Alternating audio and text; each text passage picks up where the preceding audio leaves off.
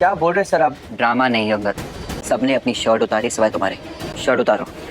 को मना किया था। सर मैंने कुछ नहीं किया। अंगद, मेरे पास पूरा दिन नहीं है अंगद ये सब करने के लिए। सुरेश, रमेश, शर्ट खोलो इसकी। सर आराम से। सर मैंने कुछ बटन खोल, बटन। अरे ओपन ना, खोल रहा हूँ ना।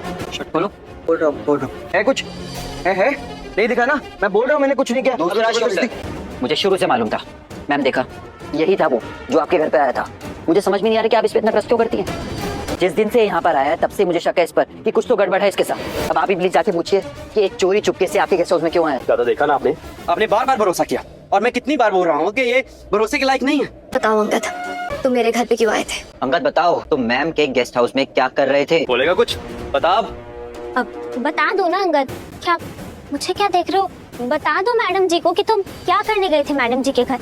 इतनी सी बात के तक तमाशा क्यों कर रहे हो? बता दो साफ साफ। इसमें अंगद की कोई गलती नहीं है, जो गलती है मेरी है। सब कुछ मेरी वजह से हुआ है, वो मेरी वजह से आपके घर गया था। मिस वृंदन की कोई बात सुनने की जरूरत नहीं है। ये बिल्कुल सही कह रही है। एक्चुअली एक इम्पोर्टेंट फाइल देने के लिए मैं आपके घर आया था और जब मुझे भारती ने कहा कि उसकी माँ की दी हुई चेन उसने आपके घर पे गिरा दी है तो मैंने सोचा मैं आपको फाइल भी दे दूंगा और लगे हाथ भारती की चेन भी ढूंढ लूंगा। क्या आया था? तो मैं आज से नहीं बल्कि अभी से इस फैक्ट्री से निकाला जाता है। इसको धक्के मार के बाहर निकालो। आज ये आपके घर पर आया, कल को पता नहीं क्या कर देगा। नहीं नहीं, पहली बार सही बात बोल रहा है। निकालो इसको। चल पीछे हटो। भारती, मैं बात कर रही हूँ ना, मुझे बात करने दे। मुझसे बहुत बड़ी गलती हो गई। आपको जो नहीं देखना चाहिए वो सब आपको देखना पड़ा और मैंने आपका बहुत दिल दुखाया है। रियली सॉरी मैडम, माफ कर दीजिए। Vikrant sir sorry.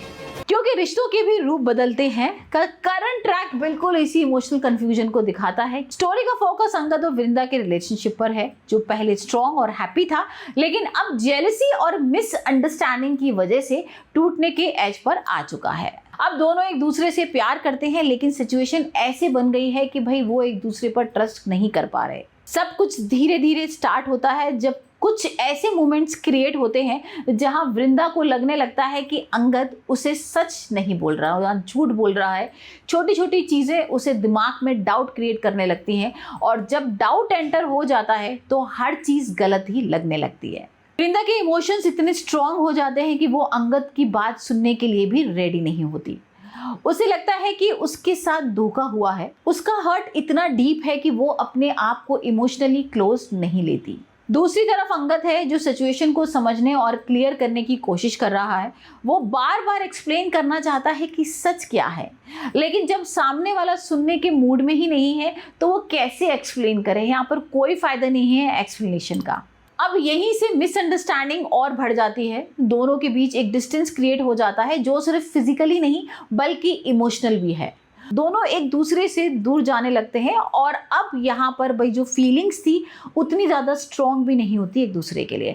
इस पूरे ट्रैक का सबसे इमोशनल पार्ट यही है कि प्रॉब्लम किसी आउटसाइडर की वजह से नहीं बल्कि उनके बीच कम्युनिकेशन गैप की वजह से क्रिएट हुई है। कभी कभी सच सामने होता है लेकिन इंसान अपने इमोशंस में इतना उलझ जाता है कि वो सच देख ही नहीं पाता। जैसे जैसे टाइम पास होता है सिचुएशन और कॉम्प्लिकेटेड हो जाती है। जो छोटी सी मिसअंडरस्टैंडिंग थी वो बहुत बड़ा गैप बन चुकी है। अब भाई देखते हैं किस तरीके से इस गैप को वो लोग फिल करते हैं। और यहाँ पर अंगद के लिए ये एक बड़ा चैलेंज है क्योंकि वृंदा का ट्रस्ट वापस लाना है उसको, क्योंकि प्यार के साथ साथ ट्रस्ट भी उतना ही इंपॉर्टेंट होता है और जब ट्रस्ट ब्रेक होता है ना तो उसको भाई रीबिल्ड करने में बहुत टाइम लगता है। अब वृंदा के लिए भी ये सिचुएशन इजी नहीं है। एक तरफ उसका दिल है जो अभी भी अंगद से प्यार करता है और दूसरी तरफ उसका दिमाग है जो उसे वार्न कर रहा है कि दोबारा हर्ट मत हो। यहाँ पर मेन हाईलाइट यही है कि ये सिर्फ एक लव स्टोरी नहीं है, एक ट्रस्ट है, मिसअंडरस्टैंडिंग के लिए स्ट्रगल है। और यहाँ पर भाई अब जो रियल लाइफ में हम कनेक्ट कर रहे हैं ना कि किस तरीके से यहाँ इमोशंस की सारी चीज़ें होती हैं, वो सारी चीज़ें हैं। और अब सबसे बड़ा सवाल यही है कि क्या अंगद और वृंदा की जो भाई मिसअंडरस्टैंडिंग है क्लियर करके वापस एक हो पाएंगे, ये देखना बहुत इंपॉर्टेंट है। और या फिर ये ट्रस्ट इश्यू उनके प्यार को हमेशा के लिए तोड़ देंगे। खैर वृंदा यहाँ पर कोशिश तो कर रही है, तो अब देखते हैं यहाँ पर वृंदा और अंगद किस तरीके से जो इनके बीच में इतनी दूरियां थी वो कैसे पास आते हैं और यहाँ स्टोरी में भी क्या नया ट्विस्ट आता है।